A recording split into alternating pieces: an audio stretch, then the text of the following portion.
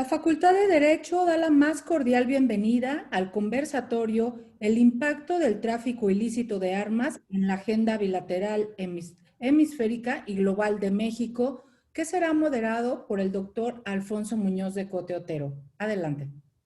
Muchas gracias, Lorena Redondo, por este inicio.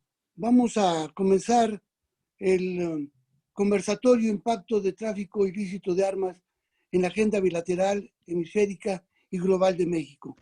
Preside esta reunión el señor secretario general de nuestra facultad, el doctor Ricardo Rojas Arévalo.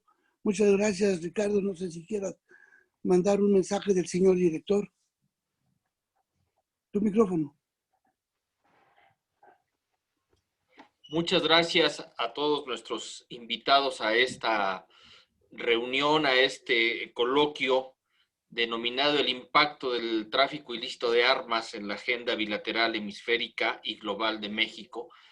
A nombre del señor director, quien tuvo que ausentarse por una reunión en rectoría, me pidió transmitirles un saludo, agradecer a nuestros invitados, al maestro Fabián Medina, jefe de la oficina del Canciller de México, al maestro Adolfo Ayuso Audrey, jefe adjunto de la oficina, a la maestra Alejandra Bracho Ahumada, directora para América del Norte en la misma jefatura de la oficina, darles, además del maestro Diego Flores y el maestro Jorge Martínez, darles la bienvenida por parte de la Cancillería de nuestro país y en especial también al doctor Jorge Madrazo Cuellar de la UNAM Seattle, que nos estarán acompañando, de veras expertos en este tema, en una agenda que si bien desde 1996 el gobierno de nuestro país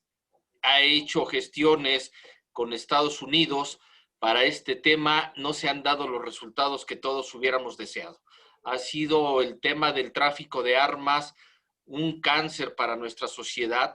Si bien hay armas y las armas están producidas de manera lícita, su distribución muchas veces termina desviándose del camino de la licitud y llegando a las manos no idóneas o no adecuadas y se vuelve un lastre para nuestra sociedad. En 2020, William Barr, en una reunión que tuvo con nuestro canciller, manifestó que aproximadamente el 2.2% de las armas que se venden en Estados Unidos se encontraban en posesión de cárteles mexicanos. Entonces vean ustedes la importancia del número, teniendo en cuenta que Estados Unidos junto con Rusia, China, son de los principales países productores de armas. Este tráfico ilícito de armas es un problema global. Fíjense ustedes, más de 92 países producen armas y tenemos al vecino, que es uno de los principales productores de armamento, que de todos los calibres y de todos los tamaños, que terminan en manos, como les decía yo, del crimen organizado en nuestro país, con las respectivas consecuencias para la sociedad.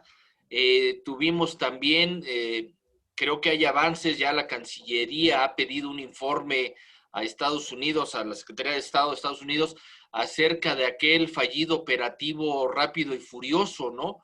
Donde pues un buen número de armas ingresaron al país y terminaron en manos del narcotráfico sin que hasta la fecha podamos asegurar que fue un operativo que dio resultados exitosos, que se le dio seguimiento, no hubo control. Sé también por las noticias que he estado leyendo que el canciller ha solicitado ya informes y que ya el Departamento de Estado entregó ya una primer parte de esta información y estamos a la espera como país de que esta información se complemente y seguramente nuestros expertos nos van a contar más sobre este tema y también contar con el valioso comentario del doctor Madrazo, que desde aquella época ya él batallaba con el tema del tráfico de armas desde la Procuraduría General de la República, hoy Fiscalía General de la Nación, y los comentarios acertados de nuestra secretaria académica, la doctora Sonia Venegas. Esto, como les digo, a nombre del director, el doctor Raúl Contreras, les doy la más cordial bienvenida a esta aula virtual de la universidad y deseando que sea de veras muy provechoso como lo va a ser para todos. Muchísimas gracias, doctor. Gracias. Pecote. Gracias, señor secretario general. Vamos a dar comienzo y hacer esto muy importante, la presencia, la voz del licenciado Fabián Medina Hernández, jefe de la oficina del canciller, es abogado por la Universidad Nacional Autónoma de México, en el Instituto Nacional de Administración Pública, maestría Gobierno y Política Pública, en Seguridad Nacional, ha estado del ITAM, vocero de la Procuraduría General de la República y de la Secretaría de Seguridad Pública. Es un extracto de su currículum, muchos artículos publicados. Le damos la palabra, la voz al licenciado Fabián Medina para este evento, por favor. Muchas gracias, Alfonso, doctor, muchas gracias. Muchas gracias al secretario general de nuestra facultad. Y digo nuestra facultad porque yo ahí estudié, es mi alma mater. Lo recuerdo con mucho cariño, con mucho afecto. Pasé varios años de mi vida en esa facultad, primero como alumno y luego como profesor adjunto en 2 materias.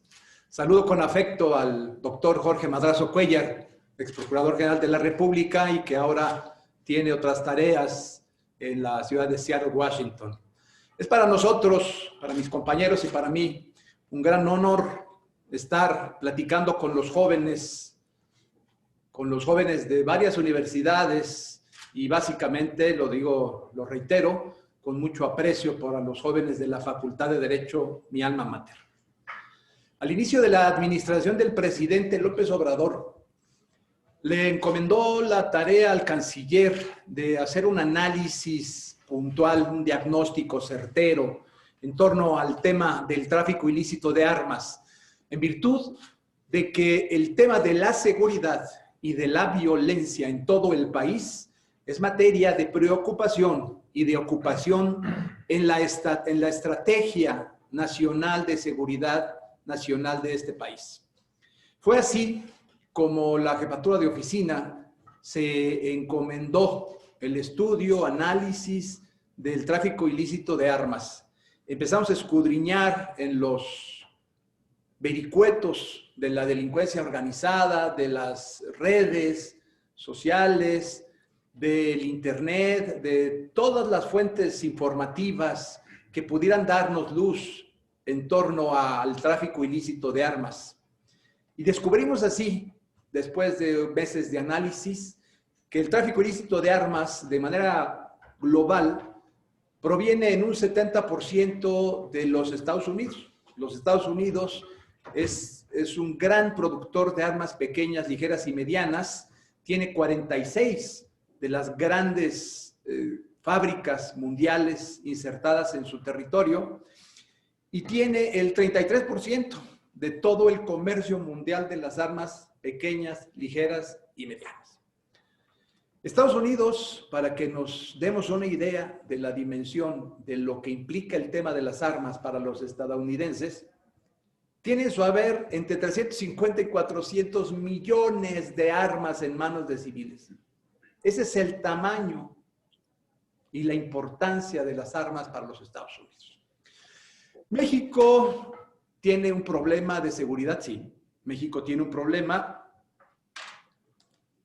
de seguridad que se vincula intrínsecamente con el tema de las armas. ¿Por qué? Porque las bandas delincuenciales, las bandas del crimen organizado, las bandas de la delincuencia organizada transnacional que operan de ambos lados de la frontera, utilizan como insumo básico para generar violencia, muerte y terror a las armas.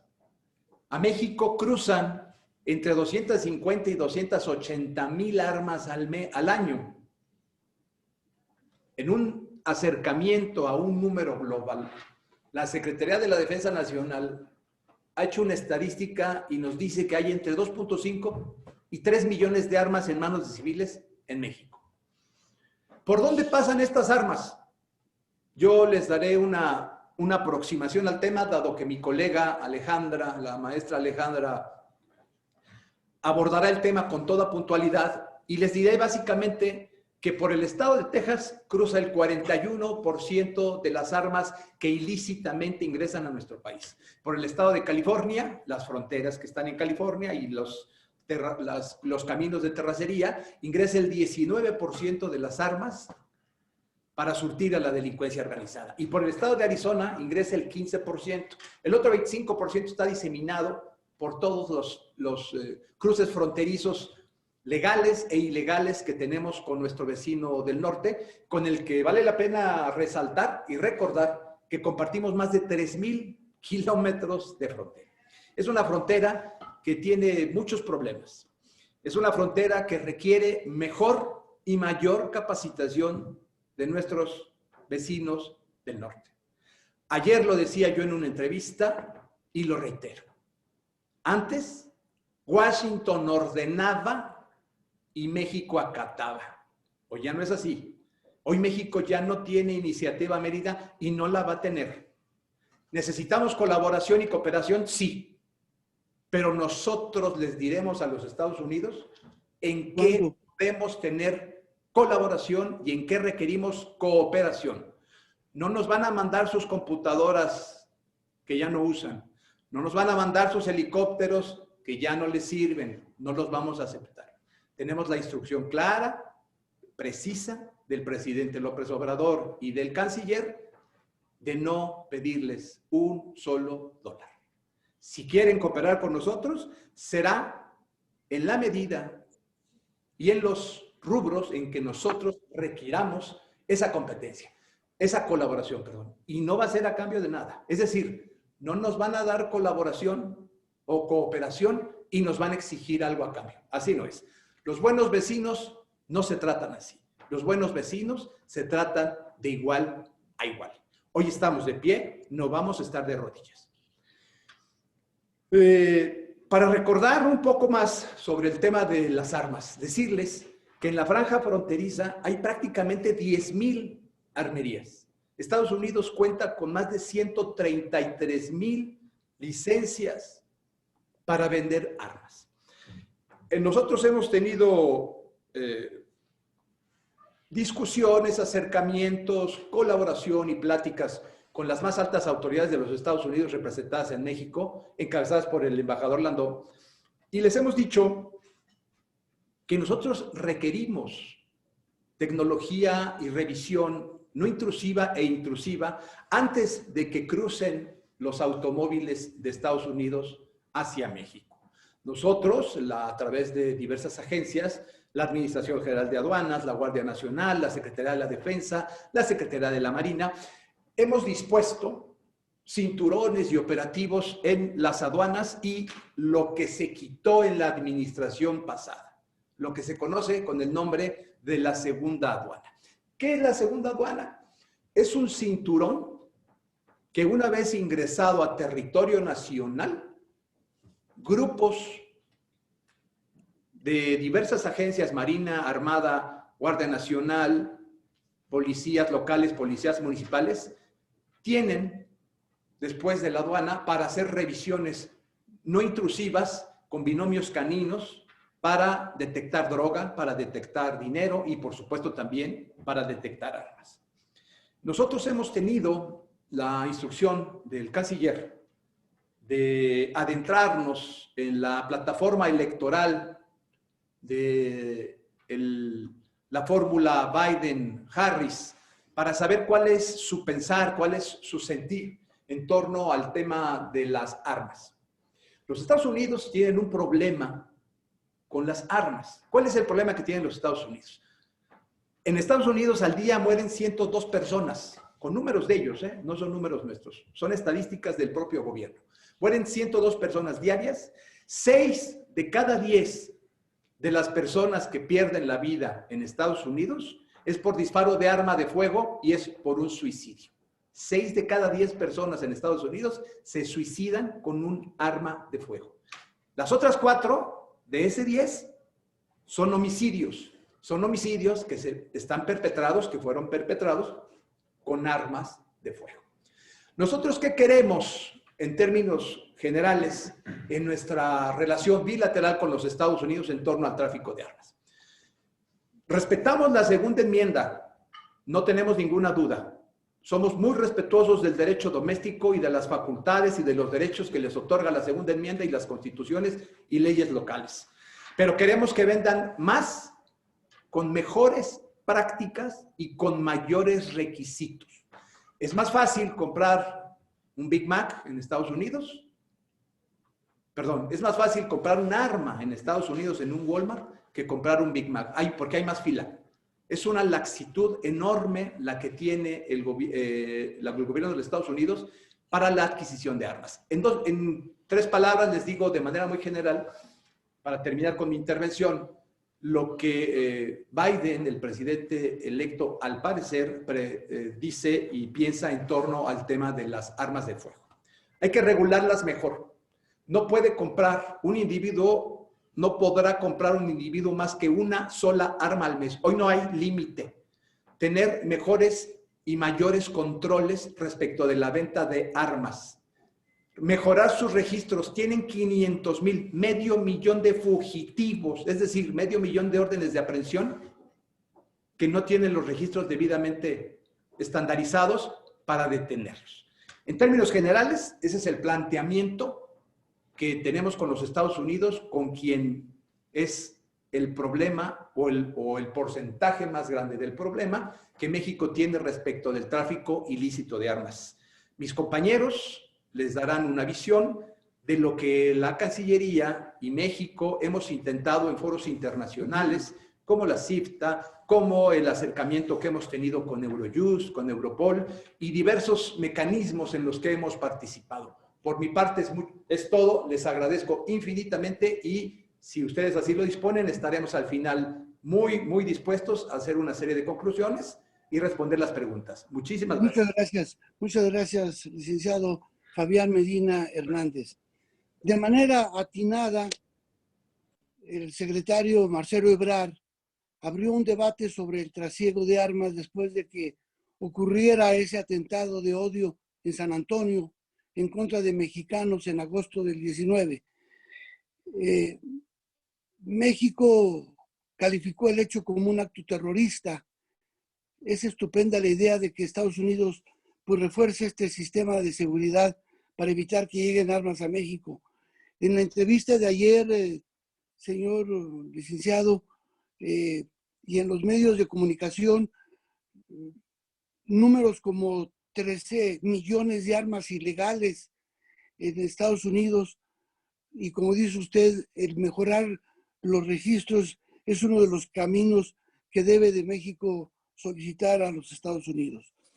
Para el siguiente intervención, el maestro Adolfo Ayuso Audrey, jefe adjunto de la oficina del canciller, vamos a solicitarle su intervención. El maestro Ayuso ha estado encargado de la Agenda 2030, ha sido y es un diplomático de carrera, tiene el rango de primer secretario, estudió en el Colegio de México en Relaciones Internacionales. Es un resumen de su currículum y le vamos a pedir, por favor, al maestro Adolfo Ayuso Audrey que dé uso de la voz, por favor. Gracias, doctor, y un saludo a todos los estudiantes de la Facultad de Derecho, la UNAM, una institución que todos queremos, en la que de alguna forma siempre estamos vinculados. Y me da mucho gusto poder tener esta ocasión de hablar con estudiantes. Muchos de los que estamos aquí, todos fuimos estudiantes alguna vez, y hablar con gente que está realmente en la práctica, que está haciendo algunos esfuerzos y que tiene experiencia en foros multilaterales. Esperamos que esto sirva de inspiración para aquellos que más adelante decidan dedicarse a temas internacionales, ya sea que quieran entrar al servicio exterior, ya sea que trabajen en un organismo multilateral o desde la academia o de la sociedad civil para ver temas que nos competen a todos. Me gustaría empezar esta breve exposición, les voy a hacer un resumen, de lo que va a ser la ponencia. Yo les voy a hacer un breve esquema de los esfuerzos multilaterales que se han realizado a nivel internacional para combatir el tráfico ilícito de armas. Después, mi compañera Alejandra Bracho va a hacer un resumen de las cosas que podemos avanzar con nuestro vecino del norte a nivel bilateral. Después, Jorge Martínez hará un recuento de los esfuerzos que hemos realizado para contactar a países europeos y con organizaciones de la Unión Europea como es Europol y Eurojust, para después concluir con Diego Flores, quien nos hará un resumen de cómo la pandemia y cómo las nuevas tecnologías están cambiando el escenario internacional y cuáles son los nuevos retos a nivel tecnológico que tenemos que tomar en cuenta los que estamos en el gobierno para diseñar diferentes políticas públicas y enfrentar este tema. Entonces, ustedes que son estudiantes de Derecho, me gustaría, ahora sí que les vamos a contar cosas que estudiamos los internacionalistas. No sé si ustedes escucharon hablar de la Agenda 2030, que fue un esfuerzo multilateral muy interesante. Recordemos brevemente que de las diferentes formas de actuar que tienen los países, pueden actuar de manera unilateral, es decir, trabajar para únicamente sus propios intereses o el pueblo que votó a cierto gobernante. Este es el unilateralismo. Existe el bilateralismo, digamos, como otra categoría de comportamiento, que es algunos países hacen contactos únicamente a nivel bilateral con otros o dentro de un grupo de países. Y finalmente está el multilateralismo, que es los acuerdos internacionales, cuando se reconoce que juntos es posible enseñar que hay manera diferente de hacer los trabajos. Por eso empieza la Convención de Viena en el siglo XIX, después la Sociedad de Naciones, viene la Segunda Guerra Mundial, se crea el Sistema de Naciones Unidas.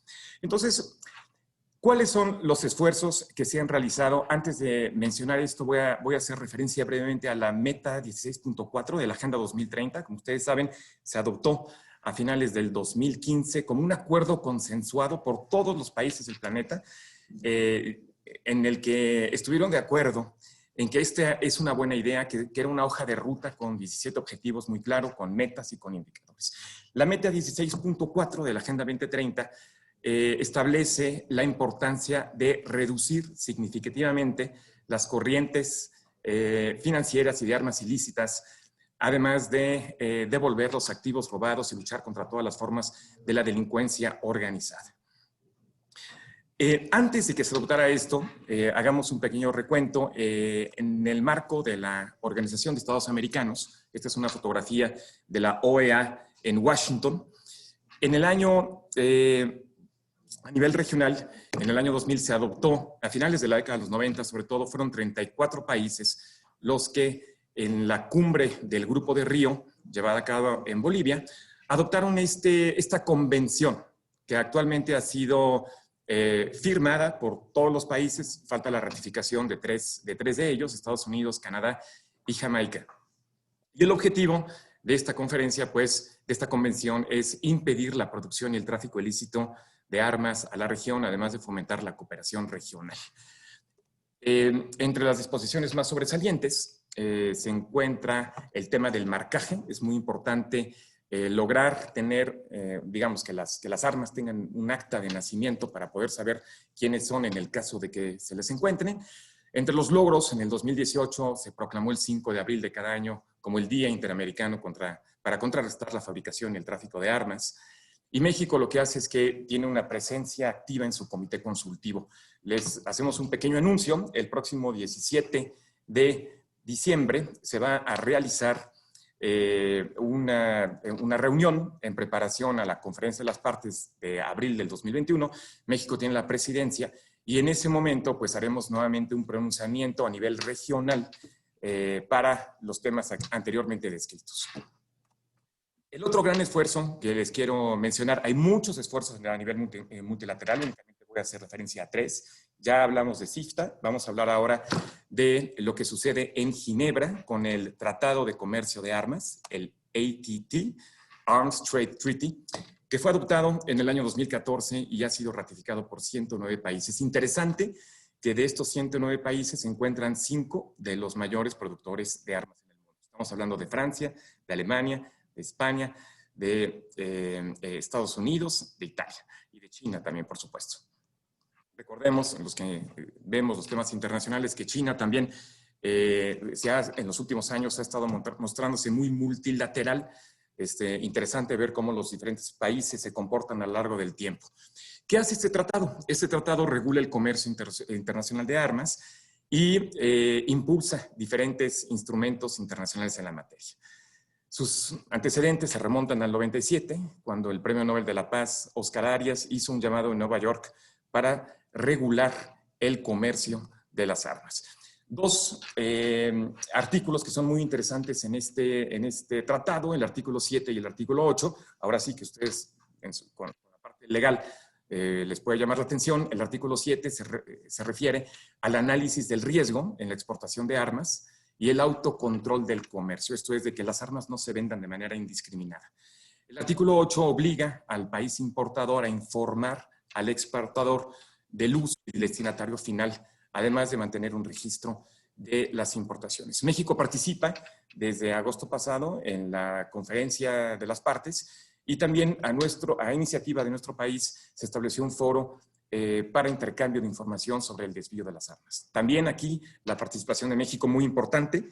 Ya vimos en la OEA, tuvo la presidencia del secretario ejecutivo. Aquí también en Ginebra tiene un rol predominante. Y pasemos ahora a lo que es la sede de las Naciones Unidas en Viena, en Austria, donde se adoptó la Convención de las Naciones Unidas contra la Delincuencia Organizada Transnacional. Se le conoce también como la Convención de Palermo, y que tiene 3 protocolos. Uno de ellos es el que nos interesa a nosotros, que tiene que ver contra el tráfico ilícito de armas. ¿Qué hemos hecho en este foro? Bueno, México, en julio pasado, presidimos el grupo de trabajo de la Convención de Palermo sobre el protocolo de armas. Y también, bueno, pues insistimos en el intercambio de información y la cooperación transfronteriza. Metimos el tema de género. Es interesante cómo empieza también una convención y cómo se le van aumentando temas en la medida en que se reconoce la transversalidad y la interconexión de los temas. Ya estamos hablando, por ejemplo, se hacen estadísticas más específicas sobre cómo la violencia de armas afecta más a mujeres en algunos casos que otros. Más adelante también podremos hablar de temas que se relacionen con el cambio climático. Se hace referencia a las nuevas tecnologías, las armas de uso restringido, etc. A partir de nuestro trabajo en este foro, hicimos una resolución en la Conferencia de las Partes que se llevó a cabo en octubre pasado en Viena, donde quedó por escrito muchas de nuestras posiciones y fue muy interesante porque por primera vez en este año se llevó este documento a la Asamblea General de las Naciones Unidas, hubo una referencia clara al grupo de trabajo sobre armas de fuego de la Convención de Palermo en este documento. Bueno, para concluir, cuáles son los 3 retos más importantes a nivel multilateral? En primer lugar, lograr que todos o la mayor cantidad de países se adhieran, esto es, firmen y ratifiquen su participación en estas convenciones. 2, lograr que se incluyan cada vez más temas en los acuerdos y que se dialoguen entre sí. Digamos que lo que se maneja en Ginebra se entienda que es comercio de armas, pero que también se empieza a ver el problema de una forma más multidimensional. Y finalmente, que se pongan en marcha los instrumentos jurídicos al interior de los países. Hay poca forma de comprobar, porque un país puede ir a adherirse, firmar, ratificar, pero después todo lo que tiene que ver con la instrumentalización de este acuerdo dentro de sus propios territorios es difícil supervisar que ocurra. Entonces, en la medida en que ellos tengan que hacer algunos reportes, pues puede haber una mayor práctica de que esto suceda. Quiero concluir nada más para mencionar que durante la participación de México como miembro no permanente de las Naciones Unidas en el periodo 2021-2022 vamos a hacer un pronunciamiento y el tema del tráfico de armas va a estar presente. Muchísimas gracias. Muchas gracias, muy amable maestro.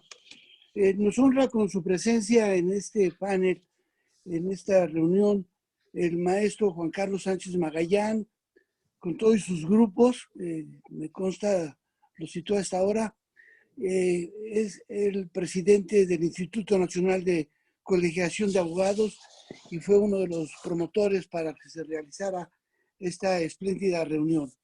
El día de ayer, el señor Biden mencionó cuando daba nombramientos de su gabinete que Estados Unidos anunciaba su regreso al multilateralismo.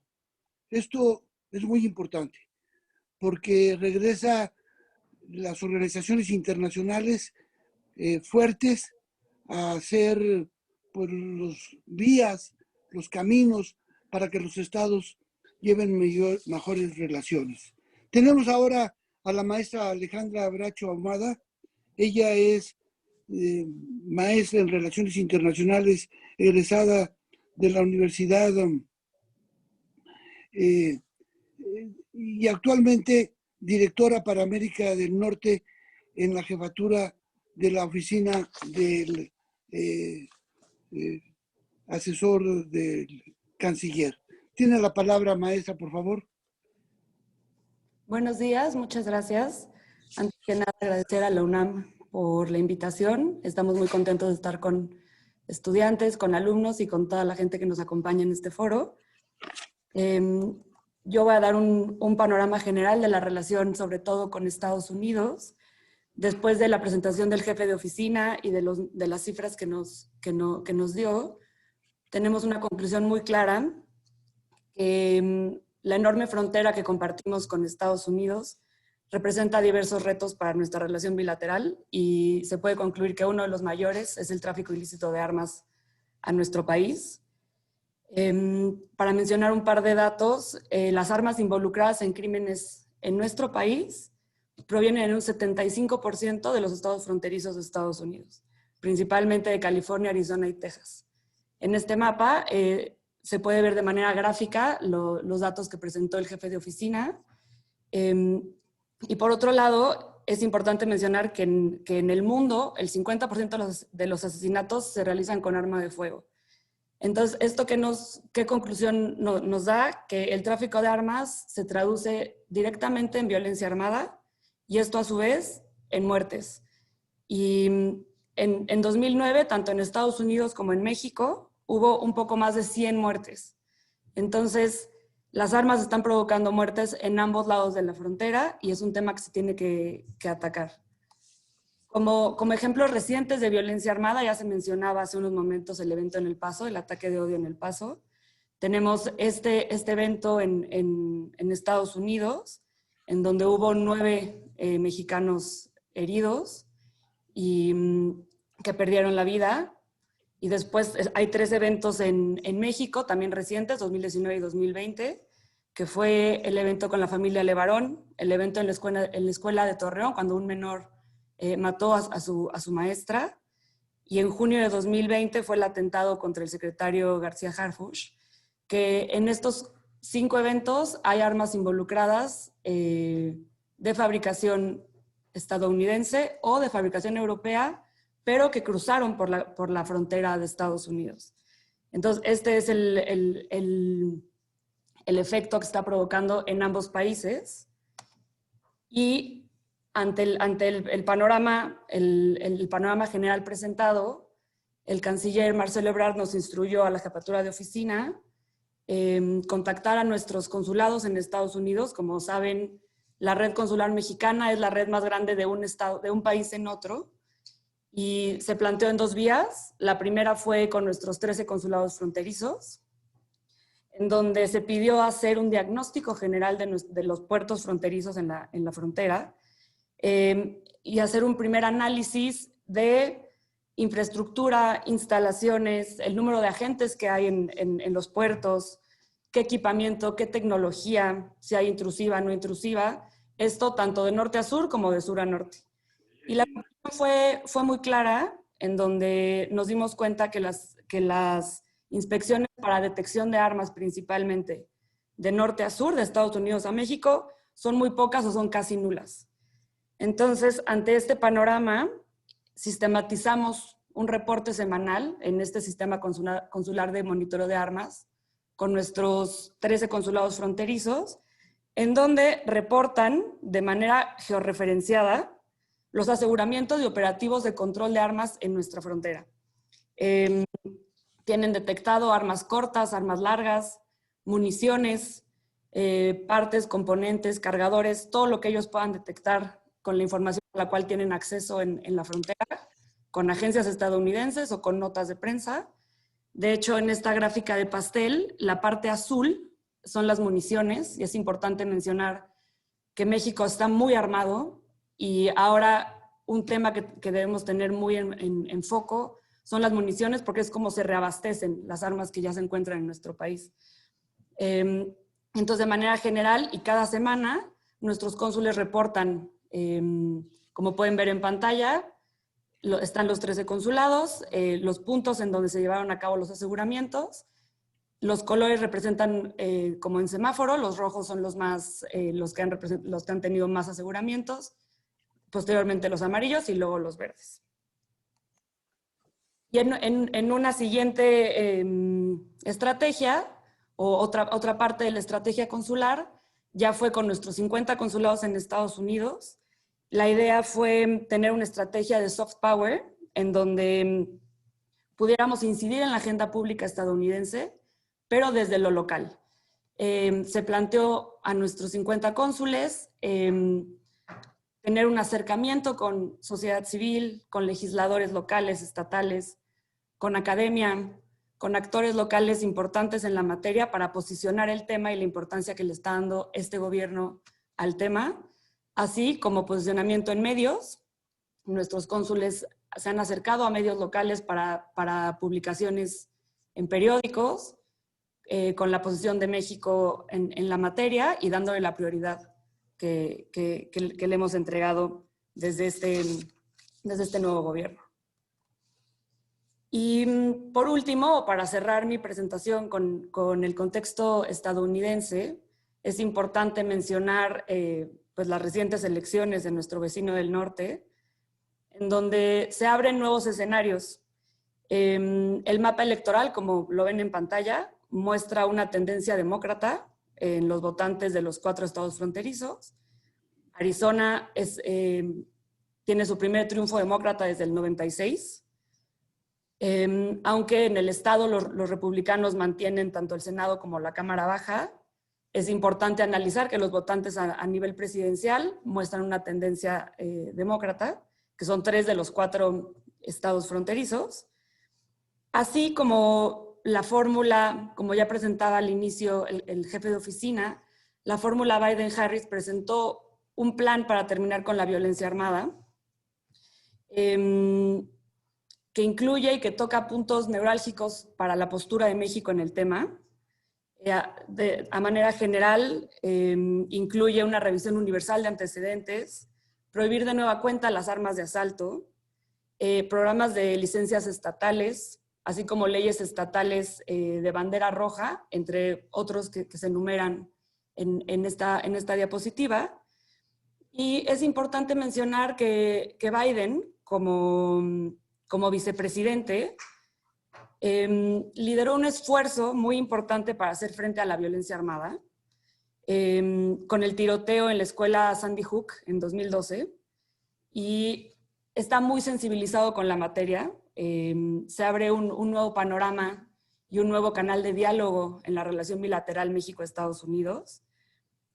Aún queda pendiente la votación en el Senado, los 2 escaños de Georgia, que esto definirá quién tiene la mayoría en el Senado, que va a ser importante para llevar a cabo todas las propuestas que tiene Biden y Harris para este tema. Sin embargo, si de alguna manera se viera limitado por el Congreso, puede proceder de distintas formas, mediante órdenes ejecutivas.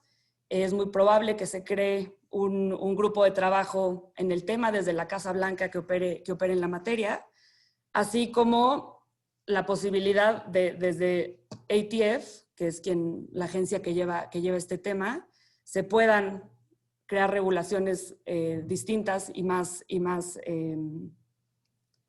con mucho más potencia para regular la venta y y la circulación de armas en Estados Unidos. Y pues un poco este es el panorama. La jefatura de oficina está analizando el tema y creemos que es un escenario favorable para plantear este tema desde otro nivel de diálogo. Y por mi parte sería todo. Estamos abiertos para las preguntas y respuestas y para resolver las dudas que se hayan presentado en la exposición. Muchísimas gracias. Muchas gracias, maestra Alejandra Bracho Ahumada. Tiene el uso de la voz el maestro Jorge Martínez Falcón. Él es licenciado en Relaciones Internacionales, egresado de la Universidad del Valle de México. Tiene estudios de cooperación al desarrollo de África en la Universidad Autónoma de Barcelona. Y pues le rogamos su intervención, por favor. Muchas gracias, doctor. Saludo a los docentes conectados, así como a los estudiantes que nos están siguiendo esta mañana. Agradecemos el seguimiento que le dan a este tema tan importante para el Gobierno de México y que la Secretaría de Relaciones Exteriores, a través de la Jefatura de Oficina, le ha dado un seguimiento puntual en los últimos 12 meses.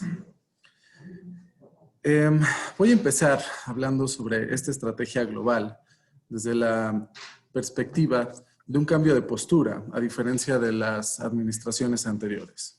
Tal como lo decía el jefe de oficina, nosotros no queremos asistencialismo, queremos cooperar.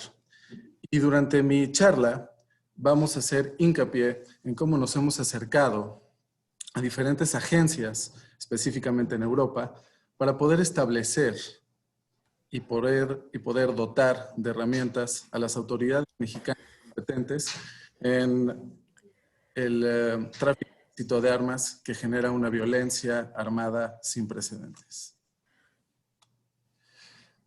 Uno de los primeros aspectos en los que quiero ahondar en esta presentación es la coordinación interinstitucional. Como mencionaba anteriormente, la Secretaría de Relaciones Exteriores tenía que tener un diagnóstico sobre cuáles eran los volúmenes de armamento que llegaban todos los años al país.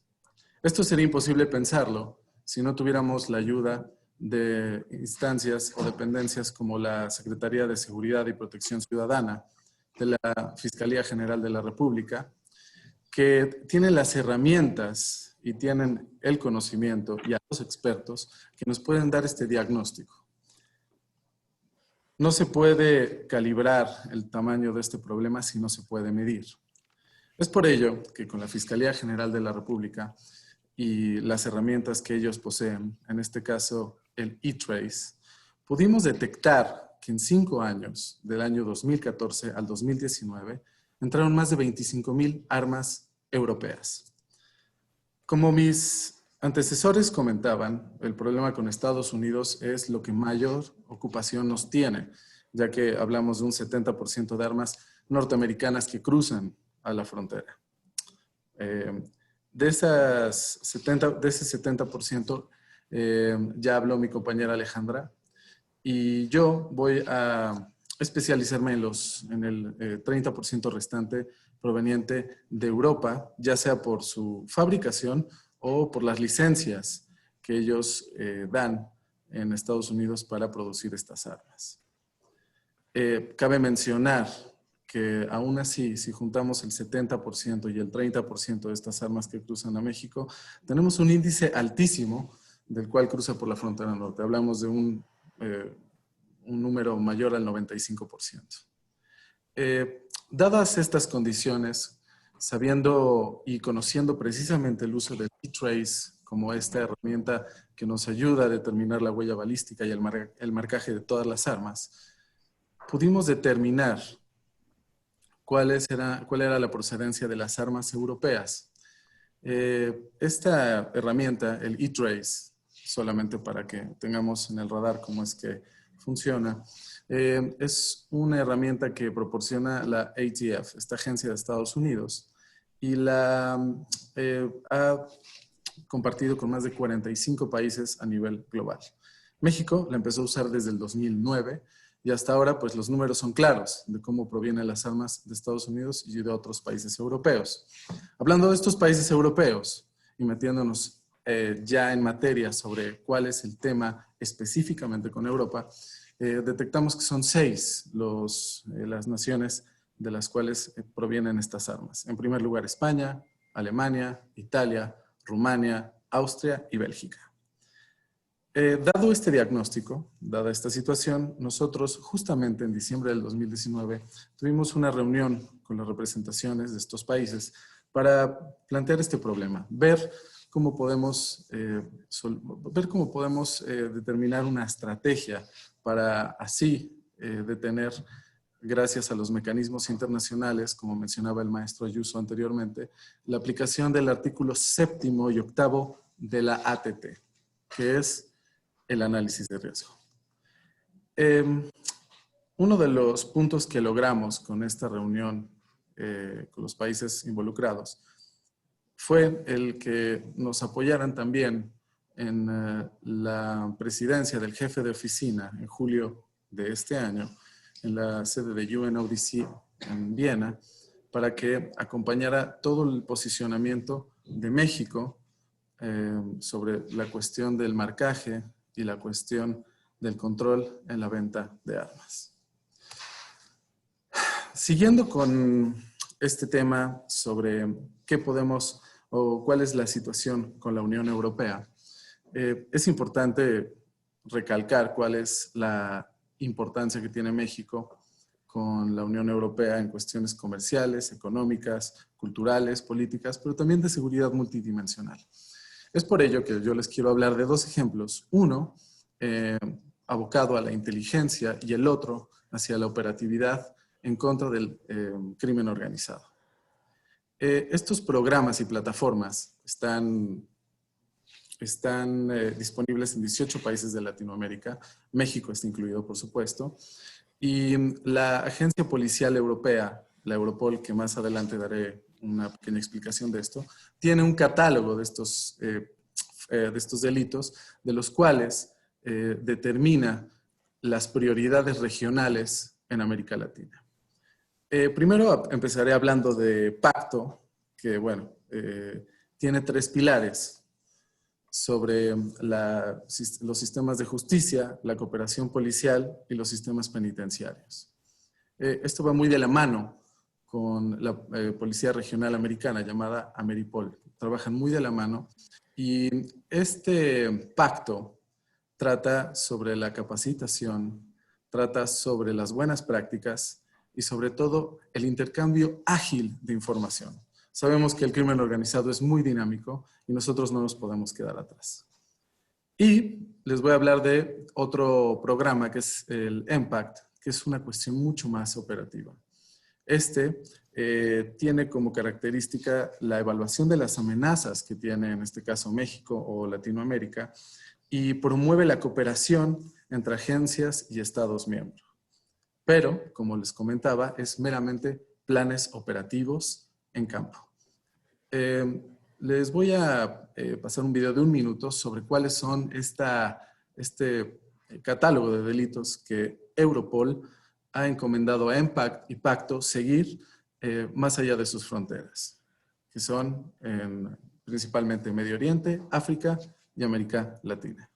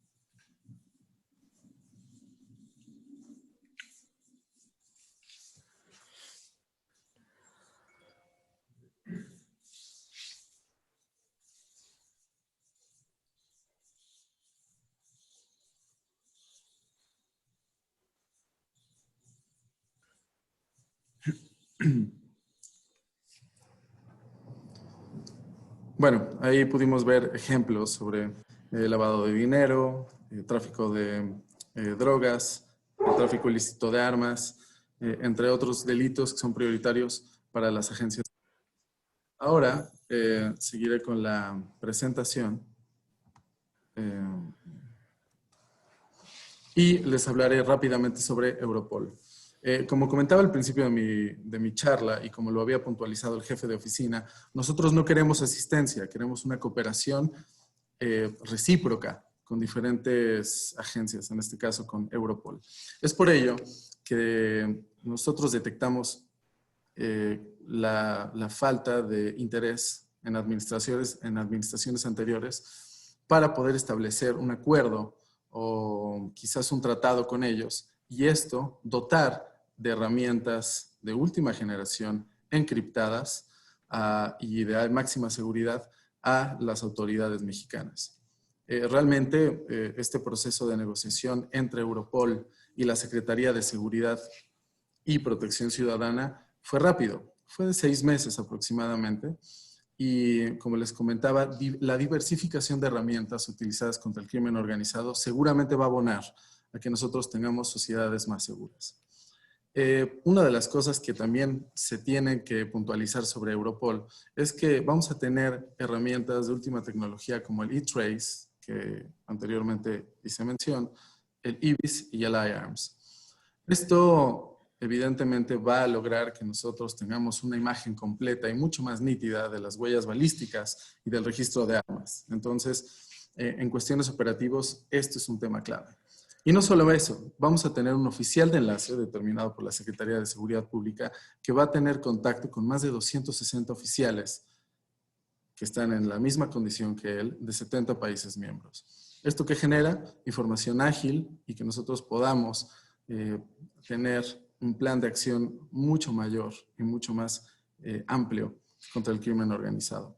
Este acuerdo de trabajo fue signado en julio entre el exsecretario Alfonso Durazo y la directora de Europol.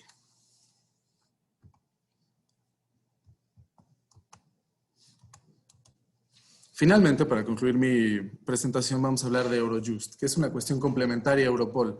Su objetivo es la cooperación judicial entre las autoridades. Tiene diferentes redes de las cuales están conectadas entre sí para poder tener números bastante impresionantes en el aspecto de la impartición de justicia. Hablamos de más de 2.850 delincuentes arrestados, 800 carpetas de investigación. Hablamos de que son miembros 26 países de la Unión Europea y 52 terceros países. También cabe mencionar que para ellos es prioritaria la relación con México.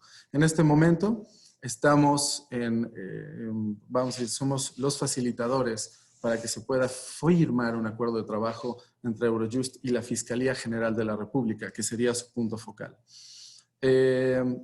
Esto evidentemente también sumaría para las capacidades desplegadas y tener la complementariedad con Europol.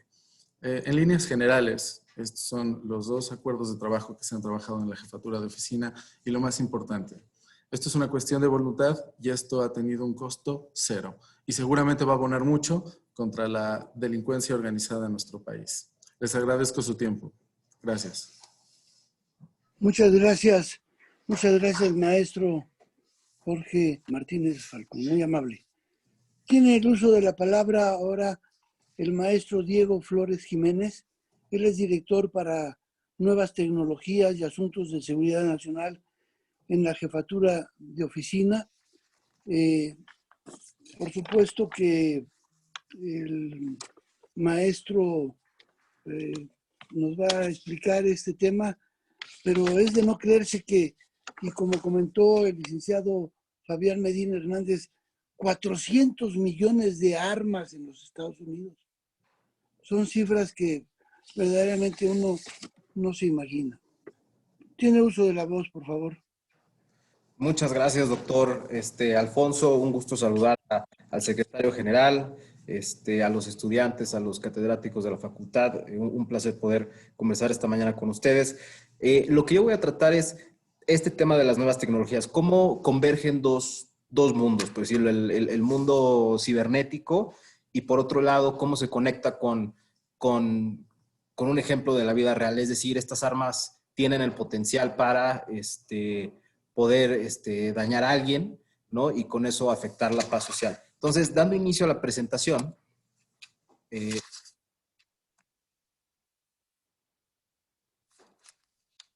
un segundo, ahí está. Quisiera que se quedaran con esta lámina en un inicio, ¿no? Esto va a ser la manera en la cual iremos evolucionando esta conversación. Uno, comentarles por qué el cambio exponencial es relevante para el tema que tratamos de las nuevas tecnologías, cómo han evolucionado y diversificado, cómo pasamos de la imitación y modificación de pistolas que antes no existían. Recordemos que la ley de México de armas de fuego y explosivos es de 1972, tiene más de 50 años y por lo tanto no incluye todas estas nuevas innovaciones tecnológicas, ¿no? O inclusive el tema del gocha, los Flaubert, que son armas convertidas, que son de demostración y se vuelven operativas, al igual que la venta en las redes sociales, a través de Amazon, PayPal, Facebook, y lo que se da en el tráfico ilícito ya en la Deep y Dark Web, ¿no? Que es cuando se dan ahí pues transacciones de diversos tipos de mercancías o de diversos tipos de delitos vía estas rutas, y que la principal forma de hacer la transacción es a través de criptomonedas como el Bitcoin, ¿no? Posteriormente pasaremos a la impresión de las armas 3D y las armas fantasma. Este tema es relevante y se conecta con lo que hemos visto a lo largo de la conversación de esta mañana con mis colegas que me antecedieron. Es cómo estas armas ya se pueden imprimir básicamente desde casa. Necesitas una impresora, tener polímeros de alta densidad especializados y por lo tanto proceder a esta creación y ensamblaje de armas que son difíciles de rastrear porque no tienen número serial. Los datos de impresión los puedes conseguir vía la Deep y Dark Web, ¿no? Entonces eso hace fácil y que sea altamente llamativo para las organizaciones criminales el poder hacer uso de estas armas, aunque también presentan ciertas limitaciones por cuestiones normales como es la explosión que hace, la detonación que hace un arma de fuego. Los polímeros todavía no alcanzan a hacer un uso seguido de disparos. Creo que lo que más se sabe es que solo hay 9 disparos que pueden hacer con los polímeros que hoy existen. Y esto me lleva a la legislación nacional y que hay en otros países en cuanto a las restricciones. Se comienza a ver en países más desarrollados. Nosotros tenemos que sumarnos a la conversación. Y con esto vinculo el último punto, que necesitamos una perspectiva transversal de nuevas tecnologías en los métodos de investigación, política criminal, impartición de justicia, porque en muchas ocasiones, como vamos desfasados del crimen organizado, de las organizaciones criminales, pues bueno, tenemos que ponernos al día muy rápido y tenemos que darle las herramientas a los servidores públicos, a los policías, para que tengan esta visión, ¿no? Y por último, hacer una breve mención al tema de la venta de armas por COVID en Estados Unidos, que se vincula a lo que he hablado anteriormente, y esto cómo repercute en la violencia armada de México y Estados Unidos.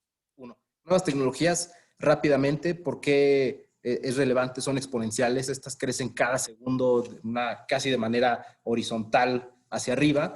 La ley de Moore, que es la que permite conocer todo este proceso tecnológico, pasamos, como bien todo se va en la lámina, de computadoras gigantescas a dispositivos móviles. Estos dispositivos móviles fueron posibles gracias a la ley de Moore, que plantea que cada 2 años se duplique el número de procesadores en los dispositivos, ¿no?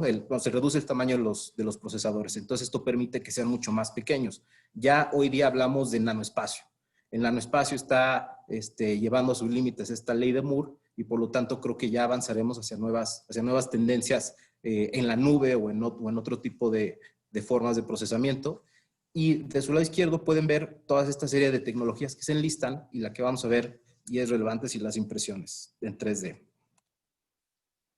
Aquí les quiero mostrar cómo han evolucionado y diversificado las armas. Como pueden ver, esta es una pistola de gocha. Por otro lado tienen armas que son imitaciones, ¿no? Y que este es un problema que se da a nivel global y del cual tampoco México está excluido porque esto ha generado violencia en nuestro país por estas armas que llega sin detectar a través de la frontera norte y que por su naturaleza son poco rastreables, ¿no? Muchas de estas armas, ejemplo las de gocha, no tienen número serial, no cuentan con alguna forma de identificación, entonces eso los hace susceptibles a ser usadas, bueno, transformadas y usadas por los criminales. En cuanto a la Deep Web, lo que vemos es que se está utilizando para hacer comercio de partes. Aquí pueden ver en esta lámina cómo a través de un dispositivo que se adquiere vía Amazon, se puede pasar de manera automática una pistola a ser completamente automática. Entonces, esto plantea un riesgo de poder de fuego para las corporaciones de seguridad. Por lo tanto, son cosas que tenemos que tener en cuenta, al igual que la forma en la cual se transportan todos estos dispositivos, que es a través de las compañías de mensajería, ¿no? Tiene que haber una vinculación directa y una responsabilidad por parte de estas en cuanto a este tipo de fenómenos.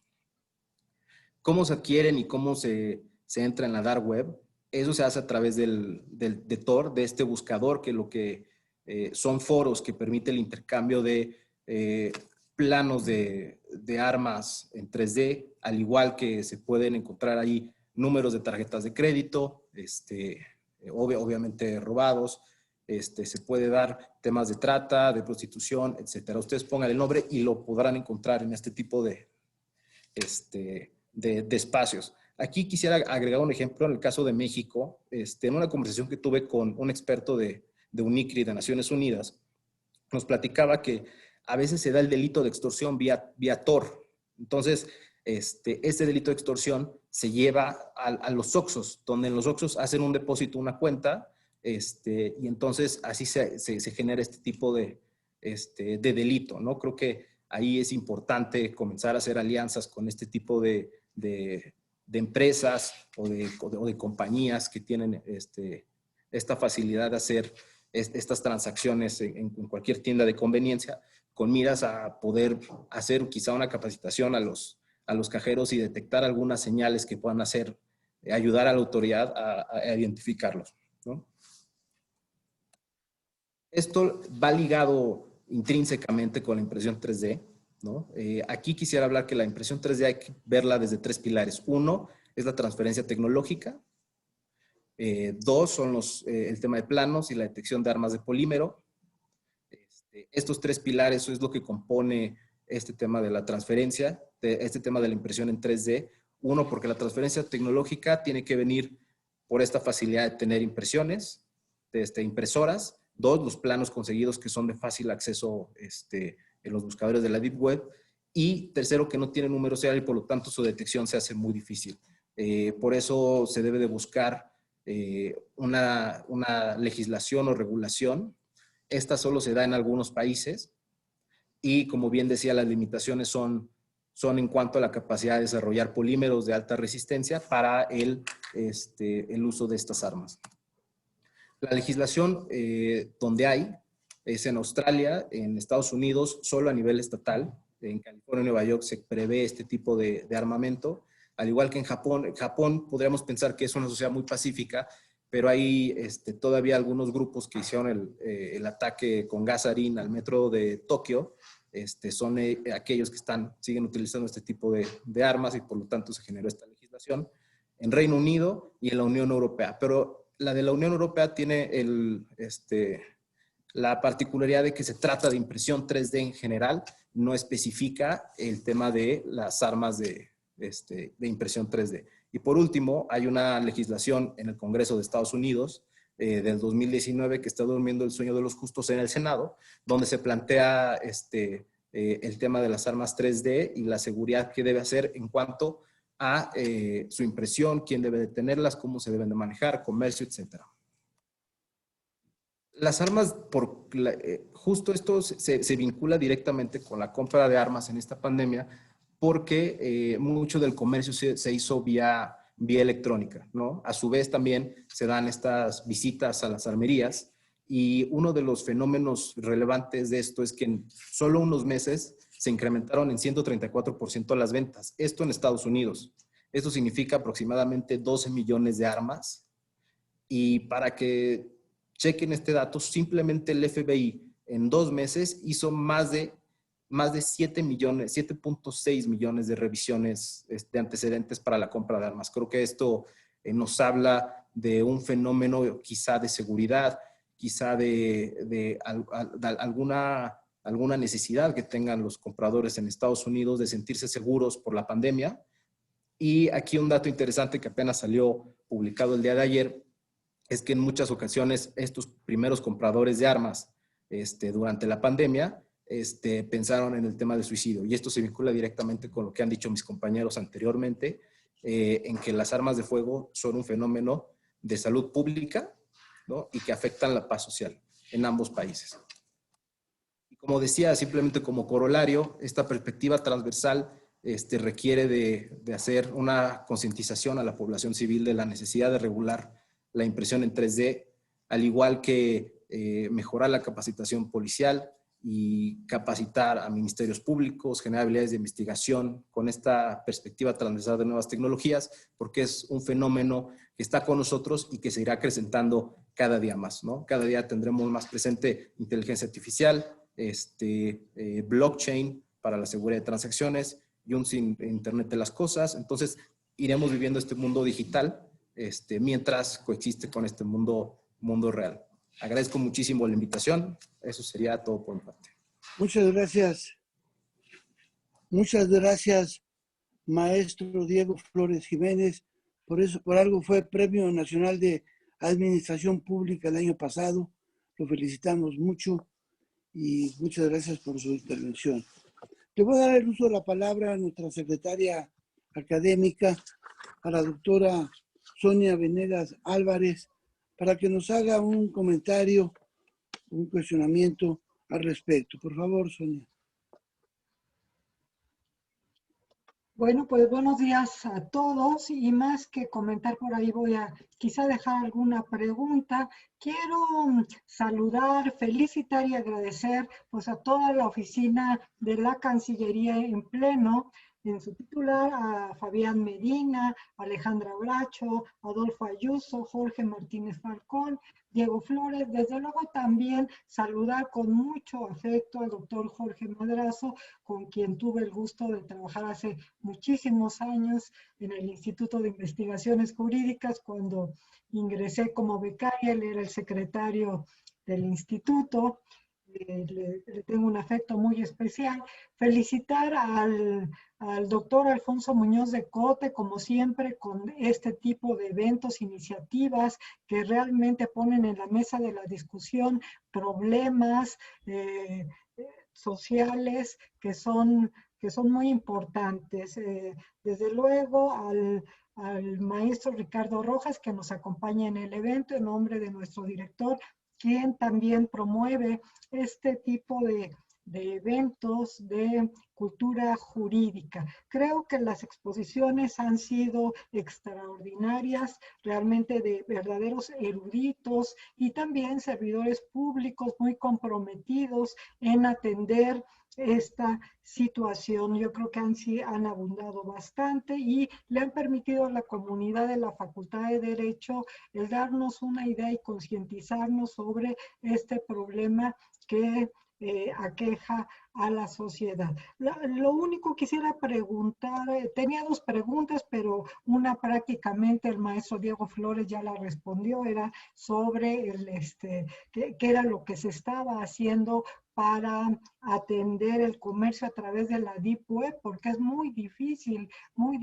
controlar el tráfico de armas, de partes de armas, de municiones a través de esta Deep o Dark Web, como también se le llama, pero ya nos mencionó aquí qué esfuerzos se están haciendo desde la Cancillería. Mi pregunta para quien quisiera contestarla es que este tráfico de armas que viene de los Estados Unidos está muy vinculada a la segunda enmienda, evidentemente. Y también en Estados Unidos existe la Asociación Federal del Rifle. Y de alguna manera esta asociación tiene un gran peso en lo que denominamos el lobby. O sea, no muchas iniciativas, muchas regulaciones, ya los mencionaban ahí tan solo en la última exposición de Diego Flores, dice, es que está durmiendo ahí el sueño de los justos, una iniciativa para esta impresión 3D de las armas, y que es un tema pues latente y muy grave, ¿no? Alguien que con una impresora y con unos cuantos materiales pueda generar un arma, pues ya al rato no son 400 millones, sino se va exponencialmente. Y ya no serán 25 millones los que lleguen de Estados Unidos, sino basta a través de software enviar una cantidad extraordinaria de armas a México, en donde desafortunadamente pues también se están vendiendo y sin control, y diríamos casi hasta en los tianguis, triste y desafortunadamente, porque como bien lo han dejado claro aquí los expositores, pues es un problema concatenado a otro tipo de ilícitos y que laceran tremendamente a nuestra sociedad. Bien, entonces mi pregunta sería exactamente eso, ¿cómo poder hacer para que el peso que tiene esta segunda enmienda no se convierta en un obstáculo en este tema de la cooperación México-Estados Unidos, y también el peso que la Asociación Federal del Rifle tiene en la toma de decisiones tanto del legislativo como del mismo ejecutivo? Lo planteaba también Alejandra Bracho en su exposición, ¿no? En las elecciones tuvo mucho peso este tema de las armas y la presencia de la Asociación Federal del Rifle. Eso sería todo por mi parte, y muchas gracias, doctor Alfonso Muñoz. Gracias, muy amable, doctora, muy amable. La derrota de Trump en las elecciones no necesariamente terminará con el trumpismo, es decir, con su ideología divisitoria, y hay que decirlo, antimexicana. Nos da mucho gusto que el próximo 1 de enero esté sentado el rector Juan Ramón de la Fuente en el Consejo de Seguridad, y el anuncio que nos han hecho ahora en esta exposición de que pues va a haber noticias al respecto y de este impacto del tráfico ilícito. Ahora me honro en darle la palabra al señor profesor, al amigo, al jefe Jorge Madrazo Cuellar, quien ha sido Procurador General de la República en el mandato del doctor Zedillo, presidente de la Comisión Nacional de Derechos Humanos, director general del Instituto de Investigaciones Jurídicas, es profesor de la Facultad de Derecho, y pues si leo su currículum se nos acaba el tiempo. Por favor, don Jorge, tiene el uso de la voz. Muchas gracias, antes que nada, a la Facultad de Derecho por haberme invitado a participar en este importantísimo conversatorio. Y antes de entrar en materia, me gustaría hacer dos prevenciones, más bien 3 prevenciones generales. La primera, no soy doctor, soy licenciado en Derecho. O si lo quieren mis amigos penalistas, diría que soy doctor en grado de tentativa punible inacabado.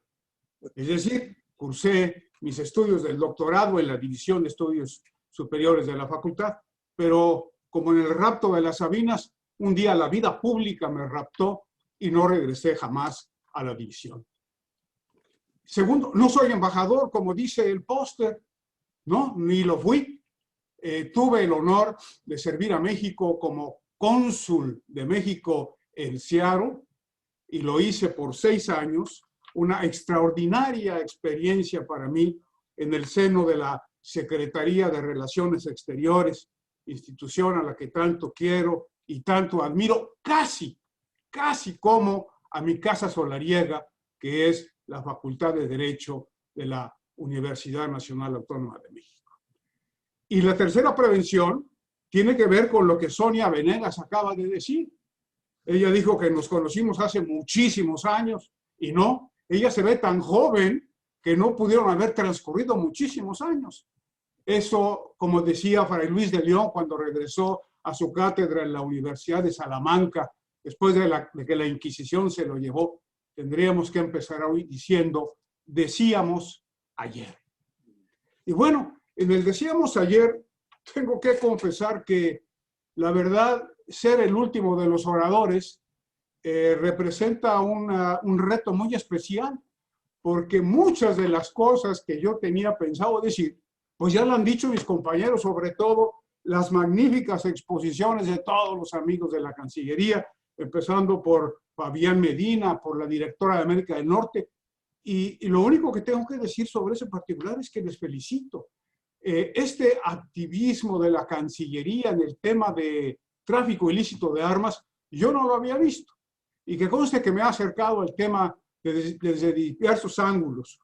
Pero en fin, qué bueno, me da un gusto enorme.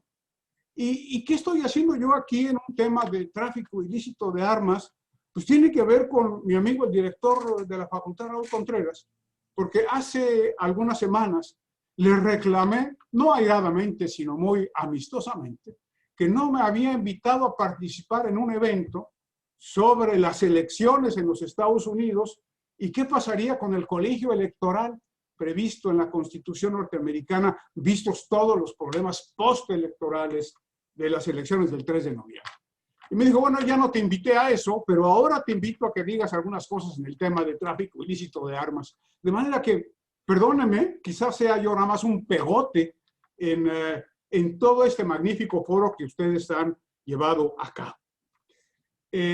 Yo centraría mis comentarios en un estudio que se publicó apenas este año y que se intitula Estudio Mundial sobre el Tráfico de Armas de Fuego 2020.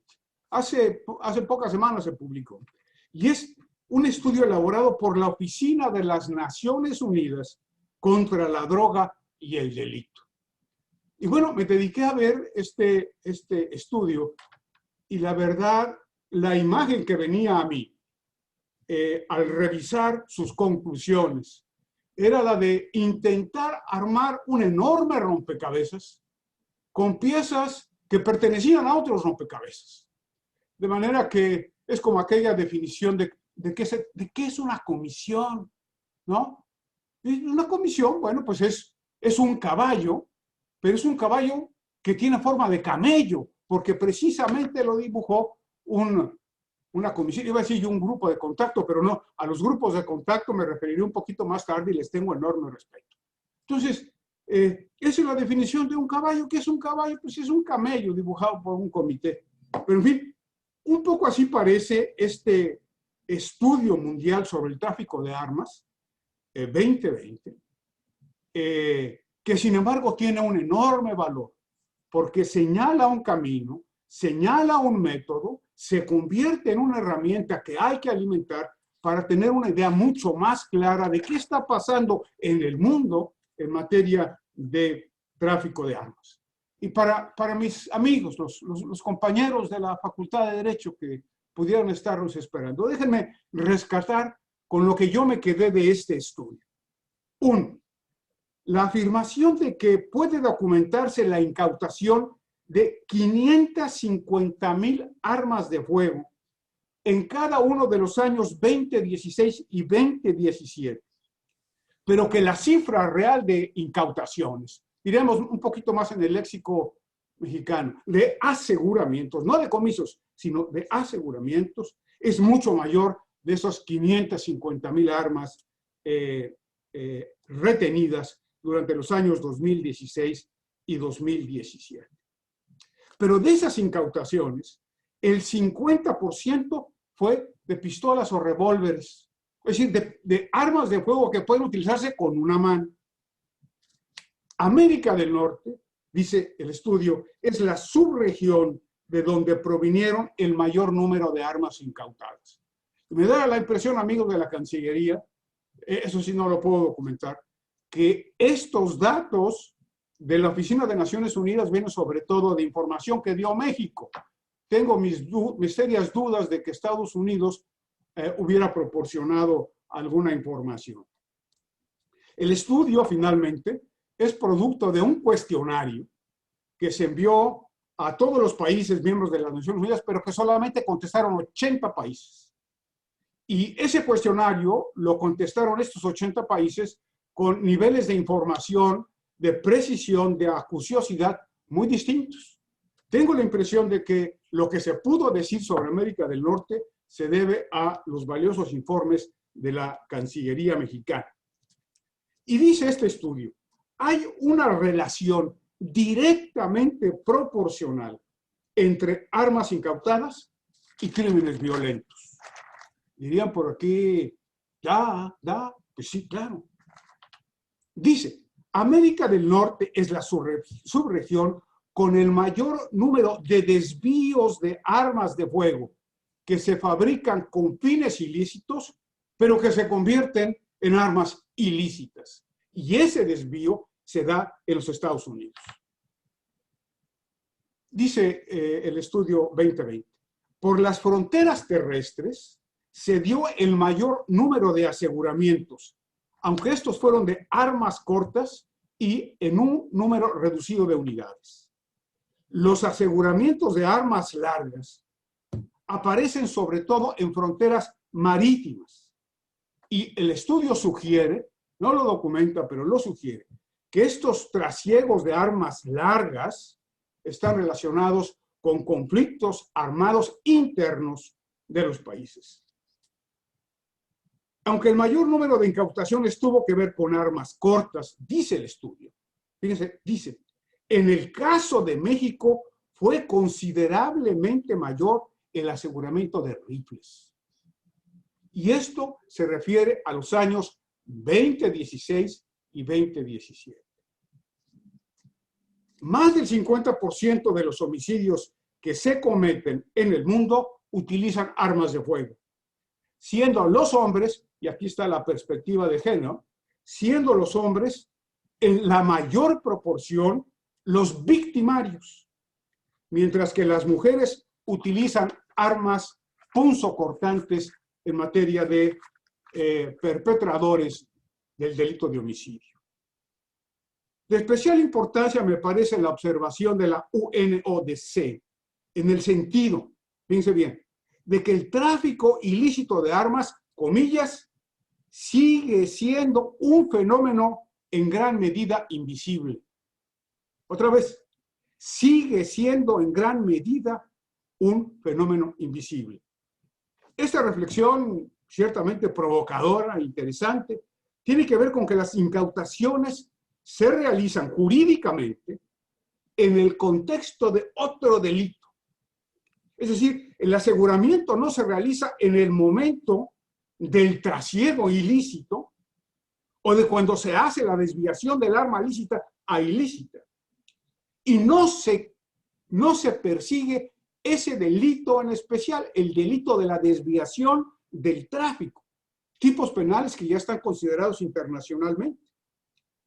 Dice el estudio que la justicia penal tiende a restar importancia al tráfico de armas de fuego por contraerse predominantemente en la posesión ilícita, no en el origen ilícito y los delincuentes que participan en el tráfico. Y esto va para mis amigos que hacen sobre todo derecho penal a nivel internacional, como, si es que esto ya se dio, yo lo desconozco, se han podido internalizar en el derecho penal mexicano estos tipos sugeridos en materia convencional.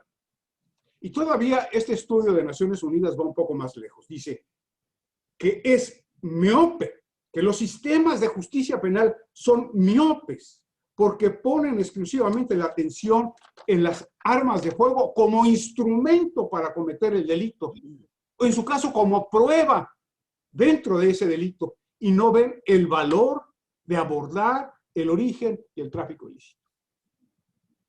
Y es que hasta donde yo me acuerdo de los años en que tuve la responsabilidad de actuar como fiscal, es tal la carga de trabajo, es tal la premura que tienen los órganos de acusación criminal, que muchas veces efectivamente se consigna por la posesión del arma, y desde luego se documenta el arma como instrumento para la comisión del delito, pero no se persigue, no se desglosa y después se persigue judicialmente, no digo administrativamente, sino judicialmente, el delito de desviación del arma. Yo sé que esta fuerza de tarea ya existe y está dentro de la Cancillería. Y como yo imaginé siempre estas fuerzas de tarea, eran como grupos efectivamente bilaterales, con responsabilidades compartidas, con reglas claras, con una confianza no expuesta a nivel de discurso, sino una confianza probada, con lo que los americanos llaman el vetting y que nosotros desde 1997 en México llamamos control de confianza, para que grupos de los dos países puedan trabajar realmente unidos respecto de delitos específicos debidamente individualizados para poder llegar a conclusiones paradigmáticas. El tema es complicadísimo. Miren, el comercio internacional de armas vale al año 70 billones de dólares. Entonces, imagínense los enormes intereses que están alrededor de este apetitoso platillo de 70 billones de dólares. Quiero ahora pasar un poco más a el tema, solamente muy de pasadita, del Tratado de Comercio de Armas. Sé que México ha estado muy activo y me felicito de que México haya estado tan activo en el marco de este tratado como un Estado parte. Y me acuerdo que la firma del tratado por parte de México en 2013, junto con Estados Unidos, lo coordinó a Roberto Dondich, que también fue cónsul de México en Seattle y quien es muy amigo de un servidor. Desde ahora y desde aquí lo saludo con afecto porque fue realmente muy exitosa esa gestión. Y bueno, el presidente Obama firmó el tratado. Y miren que para que los Estados Unidos firme un tratado multilateral en esto, se necesita un poquito de gracia. Y sin embargo, el presidente Obama lo firmó.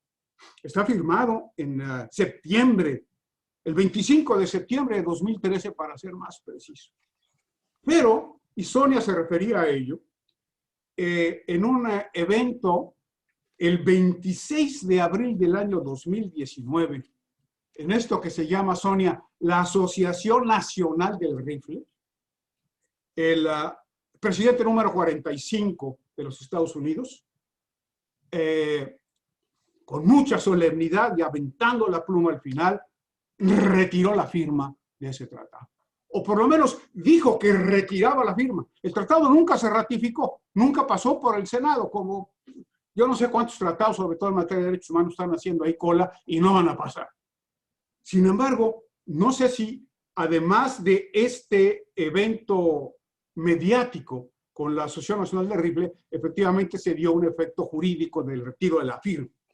Ahí se los dejo a los amigos de la Cancillería para que lo estudien, porque la cooperación con Estados Unidos pasa porque los Estados Unidos sean efectivamente parte de los tratados internacionales, tanto a nivel de Naciones Unidas como el importantísimo tratado de 1997 con la Organización de los Estados Americanos.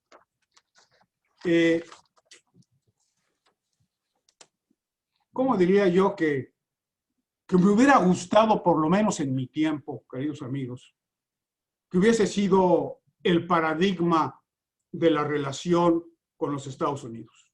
Permítanme enunciar un teorema que pudiera decir lo siguiente.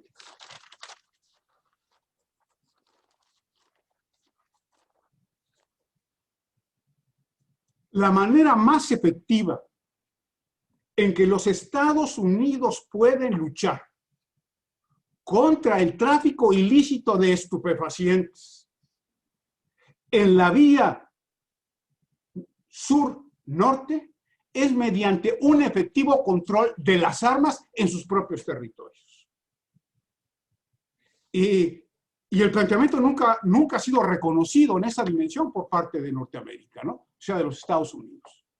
Nos picamos los ojos y yo creo que tenemos que pasar de la etapa de picarnos los ojos, donde ustedes, los americanos, dicen el trasiego de cocaína que llega a los Estados Unidos viene de México en un 90%, y nosotros los acusamos en el discurso de que el 70% de las armas que se incautan en México vienen de Estados Unidos y que a México le toca poner los muertos, que también es cierto, ¿no? Tenemos que pasar a algo más.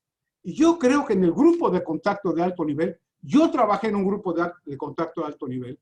En aquella época lo presidía Madeleine Albright por parte de Estados Unidos y la Cancillería por parte de México, tanto el canciller Gurría como la canciller Green.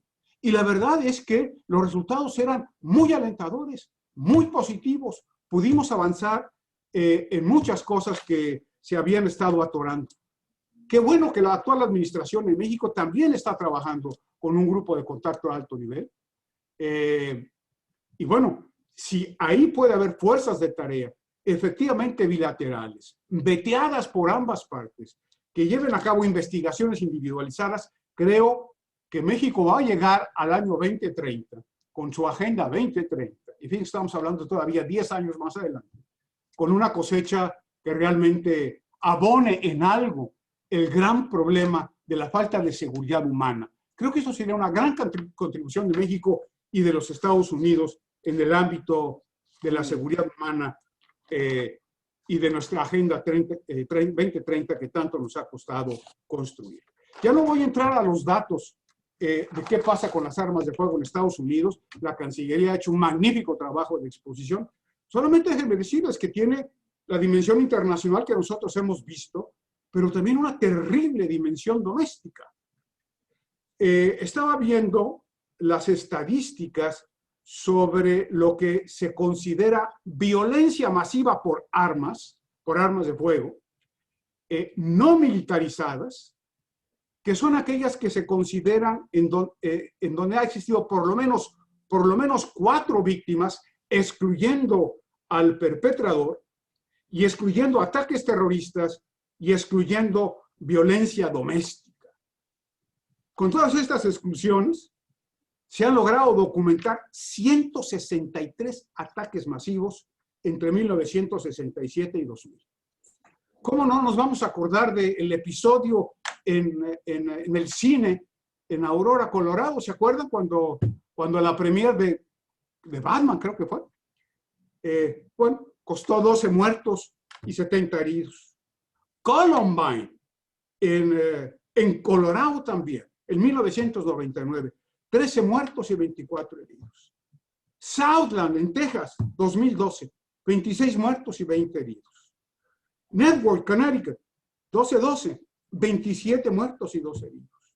El Virginia Tech, que es tan llevado y traído, del año 2007, 32 muertos y 23 heridos. Orlando, Florida, año 2010, 49 muertos y 58 heridos.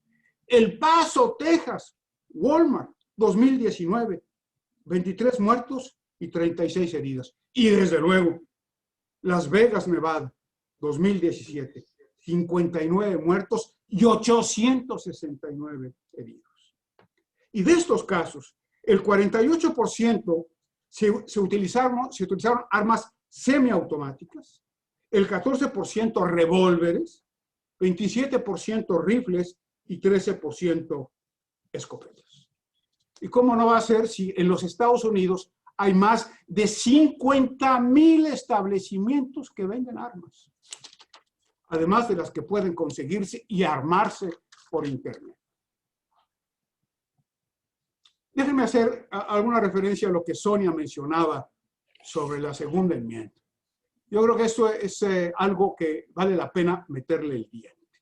¿Cómo está el tema de la legislación de los Estados Unidos en materia de armas de fuego? Y desde luego tenemos que empezar por la segunda enmienda, por el Bill of Rights. El Bill of Rights, la segunda enmienda, tiene solo 27 palabras. Y estas 27 palabras han sido la materia prima de importantes resoluciones judiciales de la Corte Suprema, a las cuales me voy a referir brevemente, y muchas de tribunales inferiores, pero sobre todo de un gran debate nacional. Ustedes van a ver que el tema de las armas en Estados Unidos es un tema de cultura, es decir, es un tema de creencias, es un tema de actitudes. Y ahorita les voy a dar algunos ejemplos.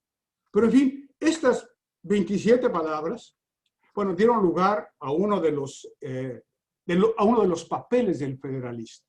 Si ustedes están interesados en conocer el origen de los Estados Unidos, sobre todo los compañeros de la facultad que me están escuchando, vayan a leer a Madison, a Hamilton, a Jay, y sobre todo este papel de Madison en donde explica el porqué de estas 27 palabras.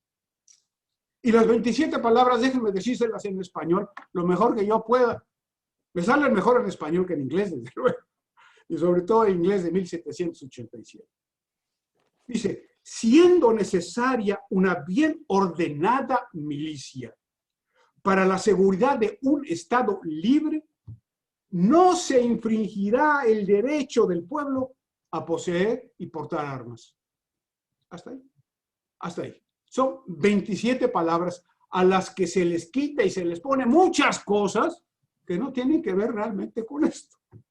Pero en fin, el sentido de estas 27 palabras ha sido interpretado por la Corte Suprema en repetidas ocasiones. Hay muchas más opiniones doctrinales y las escuelas de derecho de los Estados Unidos se pasan a programas completos discutiéndolos, pero lo cierto es que no son tantas estas sentencias. Veamos unas cuantas, las más importantes. En 1939, los Estados Unidos contra Miller, la Corte estableció que el Congreso tiene la facultad de regular la venta de escopetas y que este derecho, fíjense, y que este derecho no está supeditado a la existencia de las milicias. Como si dice primero que para conservar una milicia bien ordenada, ¿cómo que las armas no tienen nada que ver con las milicias? Esa es la primera sentencia en 1939. Y luego pasan un chorretal de años, hasta el año 2008. El caso es que lleva a la Corte Suprema a través del cerciorari. Es el Distrito de Columbia versus Heller. Y la Corte reiteró que el derecho humano, ellos dicen the civil right, vamos a traducirlo como el derecho humano, a poseer armas, no tiene conexión con el servicio de una milicia y sirve para la defensa personal. Y entonces invalida toda la legislación que se había hecho en Washington, D.C. Nosotros que estamos en Washington State le decimos el otro Washington, toda la legislación que ponía muchas restricciones para la venta de armas y sobre todo para que las armas que estuvieran en el domicilio tuvieran necesariamente un seguro en el gatillo. Y todo esto fue anulado con esta sentencia de la Corte en 2008.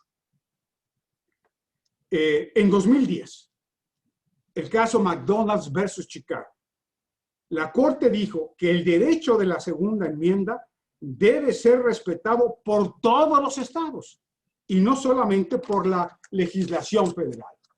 Es decir, el derecho consagrado en la segunda enmienda, que ya no tiene que ver con la existencia de las milicias, sino que es un derecho individual, un derecho humano, es parte de los derechos protegidos por la enmienda 14, o sea, por la enmienda del Due Process of Law.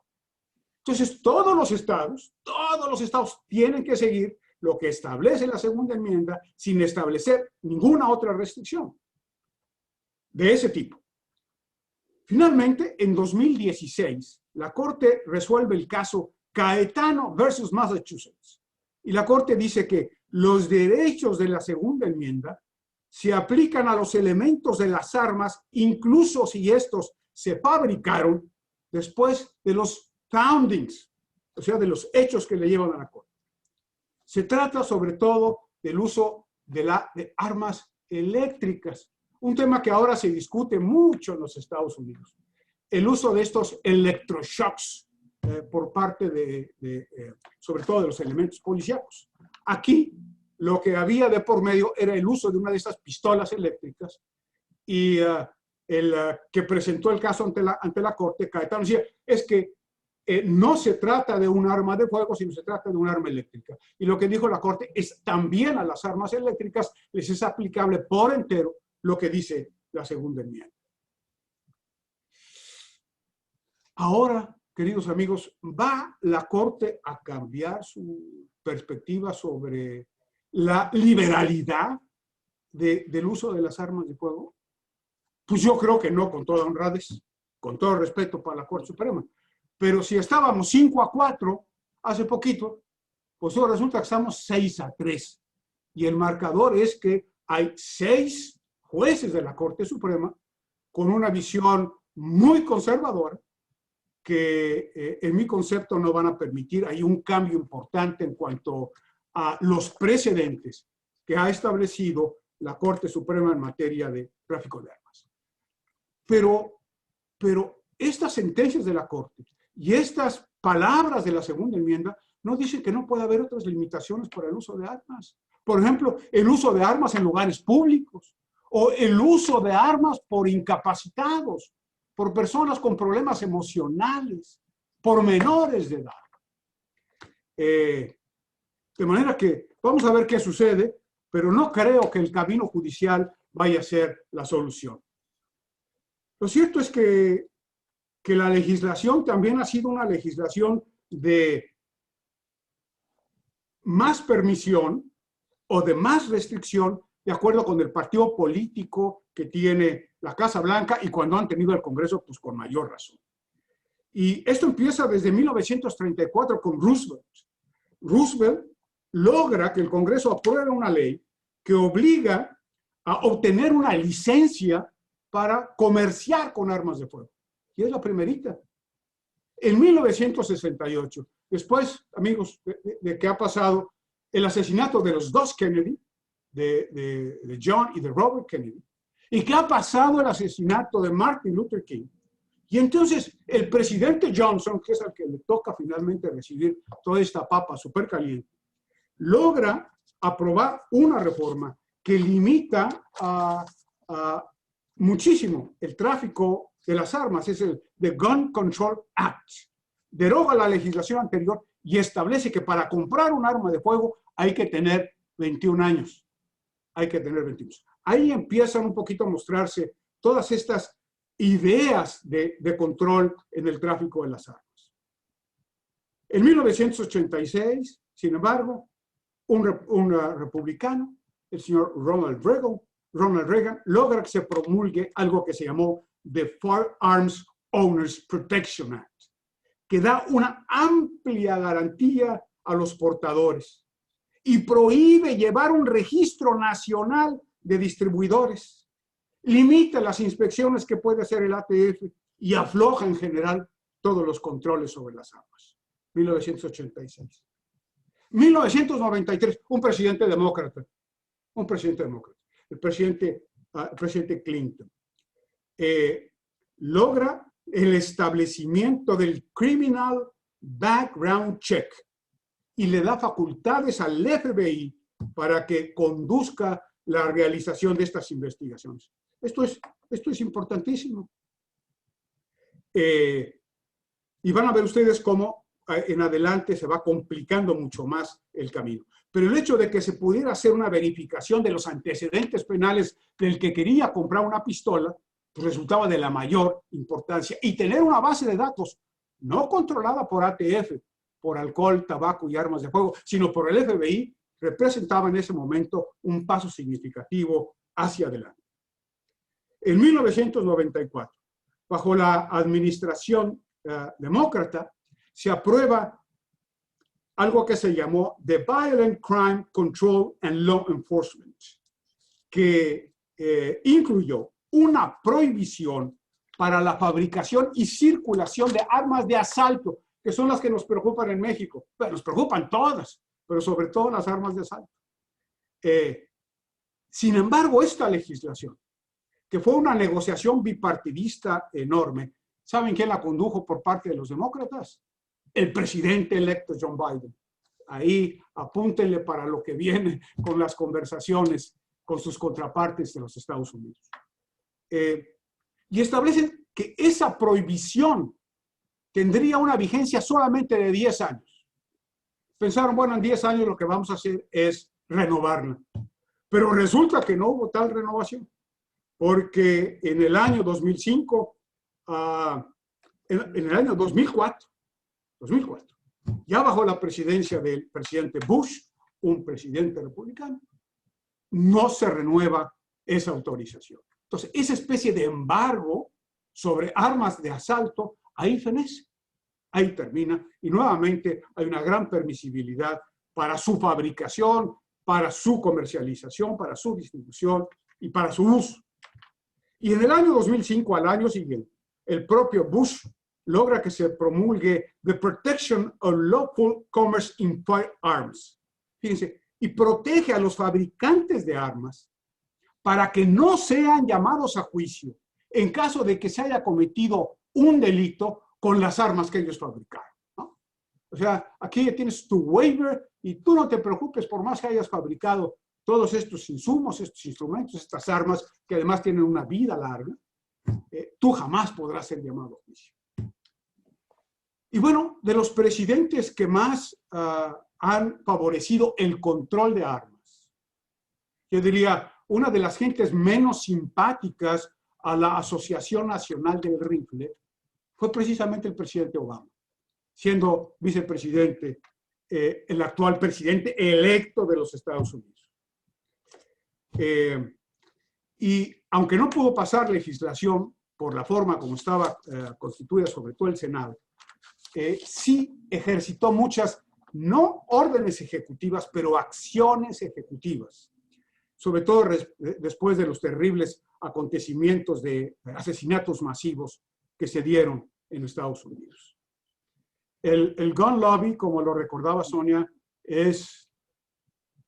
me faltan palabras en mi léxico para poder describirlo. Pero tiene una gran cantidad de dinero y ha pagado una gran cantidad de campañas. De manera que veamos ahora, con esta nueva composición, qué pasa. Y la directora para América del Norte decía con toda razón que hay que esperar a enero. Desde luego, el 21 de enero y el 20 de enero vamos a estar todos de plácemes. Pero después, para ver qué pasa con las elecciones en Georgia, que también tienen una enorme importancia, son elecciones especiales. 2 senadurías van a estar en juego. Y yo creo que, bueno, dependerá de eso qué tantas cosas pueden ser aprobadas por el Senado. Pero decía, y con esto voy a acabar, que el gran tema en los Estados Unidos es que las armas son un factor cultural, son un elemento de cultura. Y en ese elemento de cultura, en esas creencias, la sociedad americana se ha venido dividiendo, como en tantas otras. El tema de las armas está incrustado en este debate partidista ideológico que separa a unos que son pro-choice de otros que son pro-life, de unos que quieren la intervención del Estado en la economía y de otros que no quieren saber para nada del Estado en materia económica, de los que quieren más impuestos y de los que quieren menos impuestos, de los que son pro-rights, o sea, de los que quieren que este derecho de la segunda enmienda sea inconmensurable y los que quieren lo que se llama el gun control. Y ahí hay una gran división en los Estados Unidos. Y ese amor y esa fascinación por las armas, pues tiene un antecedente histórico. Sí, efectivamente, en 1787, ¿cómo no iban a favorecer las armas si se tenían que estar cuidando de una posible invasión o de una reconquista de Gran Bretaña? Así lograron la Revolución de Independencia y tristemente así pelearon contra los pueblos originarios a los que casi exterminaron. Sí, las armas eran muy importantes. En el siglo XVIII, pero esto continuó en el siglo XIX, en el XX y en lo que va del XXI. Y como vamos, va a seguir. Todo esto reforzado con esta cultura popular en el cine y en la televisión. Yo crecí viendo La Ley del Revólver. No sé si algunos de mi rodada lo recuerden, ¿no? pero la ley del revólver, el Marshall Dillon y Chester era un programa semanal que veíamos. En México, ahora imagínense en los Estados Unidos. No hay película que valga la pena en donde no haya un hecho de armas, o por lo menos el script no esté salpicado por el tema de las armas, sino carece de emoción. Y todo esto se internaliza en las familias, y las generaciones lo van pasando de padres a hijos. Y poseer un arma, mientras más poderosa y letal sea, les hace sentir mejor. Y bueno, yo espero que ahora con los surveys que se hagan, vamos a poder averiguar si 72 millones de ciudadanos de los Estados Unidos que votaron por el Partido Colorado siguen teniendo esta afición tan especial por las armas. Pero yo confío en que podamos avanzar. Yo confío que podamos avanzar en los foros internacionales y en el foro bilateral, si, como lo dijo ahora la Cancillería, efectivamente negociamos en una situación de igual a igual. Eso no puede ser, no puede estar jerarquizado. Y donde nosotros pongamos en la mesa nuestros intereses y ellos los suyos, muchos son los mismos. La pelea contra el tráfico de drogas implica que los Estados Unidos peleen el tráfico de armas en su propio territorio. Y mientras esto no lo reconozcan abiertamente, que lo puedan suscribir, no va a estar fácil la negociación, amigos de la Cancillería. No va a estar fácil. Pero es posible, y yo lo único que quiero es mandarles mis muy buenas vibraciones, mis mejores oraciones, para que tengan un enorme éxito. Este es un éxito por México, por los Estados Unidos y por la humanidad. Nada más. Muchas gracias, querido doctor Jorge Madrazo Cuéllar. Qué bárbaro, qué excelente plática nos acaba de dar como corolario de la presentación de la Cancillería el día de hoy. Señor secretario general de nuestra facultad, don Ricardo Rojas Arévalo, estamos muy contentos de este evento. Es un evento en donde la Cancillería debe de saber que con mucho interés vimos el tema, que trajimos lo mejor que pensamos para hacer comentarios como la secretaria académica Sonia Venegas Álvarez o como el gran maestro, profesor y para mí doctor Jorge Madrazo Cuéllar. Muchas gracias. Le voy a dar la palabra al señor licenciado Fabián Medina Hernández, jefe de la oficina con O mayúscula de la Cancillería, por favor. Muchas gracias. Gracias. Primero que nada, agradecer a las más altas autoridades de mi Facultad de Derecho por habernos permitido llegar hacia la comunidad universitaria. Agradecer, por supuesto, a Juan Carlos Sánchez Magallanes, que sirvió de puente para hacer las conexiones entre nuestra oficina y la universidad. Agradecer al secretario general, agradecer a la secretaria general, agradecer al doctor Madrazo Cuéllar. Y bueno, el tema da para mucho. Nosotros podríamos seguir hablando de esto. Podemos decirles, por ejemplo, que está en revisión el proyecto de nueva ley federal de armas de fuego y explosivos que data de 1972. Ya tenemos terminado un proyecto que está en discusión todavía en el Gabinete de Seguridad y que se presentará en breve y que trae algunas cosas novedosas como la regulación de la venta en línea, la regulación de las armas 3D. Vamos a tratar de incorporar una figura delictiva que no existe en la legislación mexicana, que es el tráfico de partes de arma. Lo que sucede actualmente, introducen las partes que no son una pistola, por un lado, por el otro lado, y en la parte mexicana ensamblan un arma de fuego. Podemos seguir platicando muchas cosas con ustedes. Si no tienen inconveniente, podremos hacer un próximo compromiso para seguir hablando de esto. Y nada más permítanme terminar con unas palabras del gran José Vasconcelos, que decía: deambular por el campus universitario es verdaderamente reconfortante cuando se ve a un joven con un libro bajo el brazo y una esperanza en el corazón. Muchísimas gracias. Es un honor estar con ustedes. Gracias. Con esto damos por concluido este evento conversatorio y agradecemos la presencia de todas las personas que asistieron a él. Muchas gracias y buenas tardes. Muy amables. Gracias, buenas tardes.